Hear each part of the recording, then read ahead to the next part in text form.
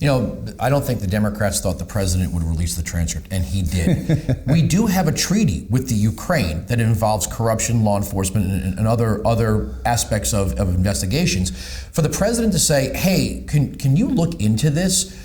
The Democrats had no problem with taking information from an Australian diplomat, a foreign professor, a former British agent. The idea that working with foreigners was not a problem for them in 2016. But why is no one interested in what Joe Biden and his son were doing in Ukraine and China? Why is there absolutely no interest in how the vice president's son became one of the top oil men in the Ukraine? If you're going to say that we have to, look into Trump's ask here, shouldn't we also be looking into what he was asking about? Well, we should, but here's the interesting thing is, and this is not being covered, everyone wanted the president to make this call with the new president of Ukraine.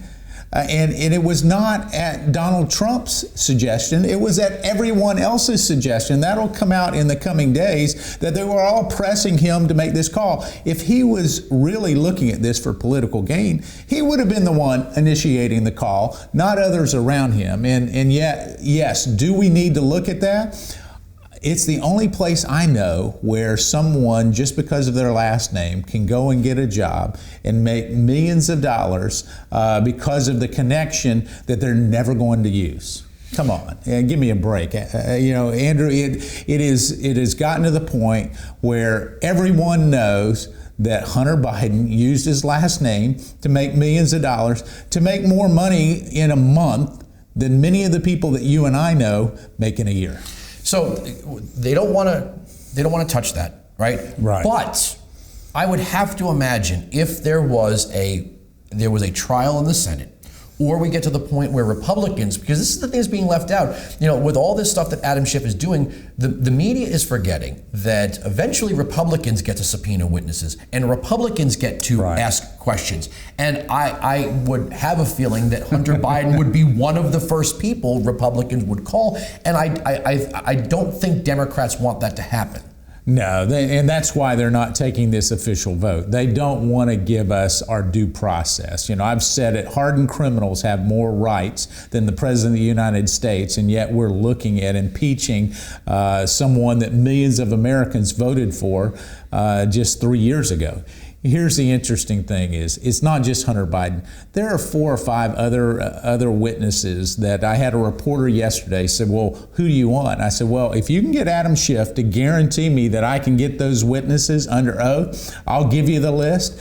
They want to know what we know, and actually when you start to have the other side of the story come out, which it will, not only will people say, well, now we see this for what it is. This is an Adam Schiff, Nancy Pelosi political 2020 campaign effort and nothing more.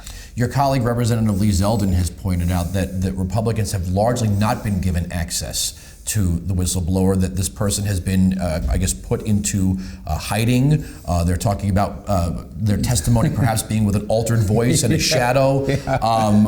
How would that speak to the president's rights as an individual who's facing impeachment? I mean, I believe our justice system allows us to face our accusers. Listen, we don't even, we don't let people that are accused of criminal behavior do that. I mean, and so let alone in a process that's supposed to be open and transparent. Lee Zeldin and I have been in all of these hearings, and anytime you start to get close to Hunter Biden or the whistleblower or a few other individuals, the Democrats get all righteous about process. And yet I can tell you that the day is coming when we will hear from the whistleblower, where you'll know who it is.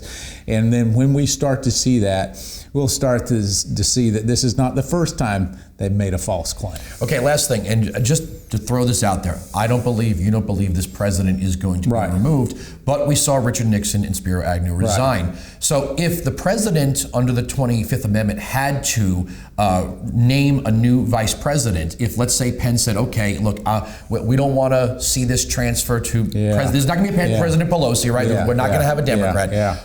Who do you think, I have a name, who do you think would be the acceptable Republican that could get a confirmation vote in the House of Representatives? Andrew Wilkow. Oh, no, I'm not letting you off that easy. You know, listen, it's not going to happen. I can tell you, and so I'm going to avoid your question by saying this, and I'll just say it. I've talked to the president. Not once, not twice, but multiple times. He is not going to resign his position. He knows he's innocent. He's not going to let the bullies win. And so I look forward to voting for him. And, if you find another alternative that is out there that's willing to run, listen, we had 18 other candidates and this president won. I think it's up to the people to choose, and ultimately that's what will happen. Do you think, all right, so I'll change. I'll get on a different track here. I'm going to sidetrack your question there. One of the things we pointed out in the monologue of the program is I went back and read poll numbers. Bill Clinton's poll numbers went to 73% during impeachment. I think Republicans, learned a lesson there. This president could rocket towards a landslide in 2020 if the Democrats fail, which I think we all know they're going to fail, right? If they back off, he wins. If they go forward, he wins. But it looks like his poll numbers are set to take off. Right. Well, they already are starting to firm up, and what we'll see is I was on the House floor just yesterday, and so as we got to talk to a lot of my colleagues, I can tell you members that are not normally outspoken are incensed. They're so mad that this process is so unfair. They're going back home and saying, we're going to fight like we've never fought before. And we're seeing those unaffiliated or independent voters say, listen, this process is not fair. And so I agree. I think his poll numbers will start to increase. I can tell you the supporters of his are so energized and so mad because of the unfair treatment that it'll have a backlash.